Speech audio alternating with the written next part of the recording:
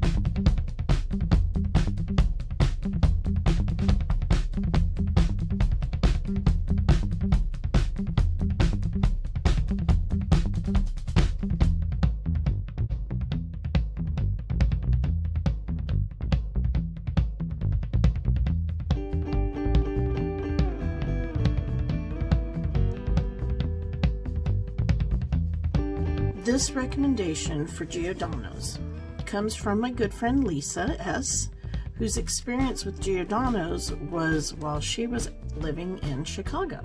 So she suggested it so that I could compare it to what I had a couple weeks ago when I had my very first taste of Chicago-style pizza. Once we got closer to Bally's, we noticed how big Giordano's was and what a unique setup they have. Now, let me say this. If you want that strip experience and don't mind the added cost to get that, then by all means, this is something fun to do. However, if you don't care for being anywhere near the strip and don't want the crazy strip prices and paying for parking and all the hassle that comes with that, then I suggest going to their second location at 8730 West Charleston in Boca Park. Like I said, they had a unique setup. There were different places to sit. You could sit downstairs, outside, or you could sit upstairs, inside. And you had the choice of tables, or you could sit at the bar. Now, it was too windy and too cold to sit outside, and there was no room at the bar inside, so a table it was. Now, the food was great. The experience kind of sucked. I did do a little research before going, and I found they have what's called a G Club.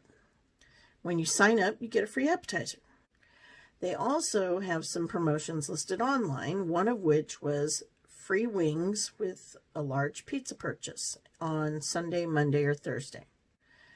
Then there were sandwich boards as we were walking up that addressed happy hour from 3 to 6 p.m., which is when we were there, and it gave you half-price appetizers. So now the fun begins. I mentioned the free app to the waiter.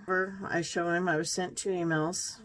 One of them just says, thanks for signing up. And then in tiny print, it says, your free app is coming soon. And the other email that I had was for 20% off of catering. So the free app was no good. I didn't end up getting that email with the code in it until 3 a.m. the next day. So if you guys plan on going and you sign up for the G Club, do it about 2 days beforehand if you know you're going, but don't do it any more than a week prior because the coupon expires right away. Since the free app was a bust, I mentioned about the free wings with the large pizza.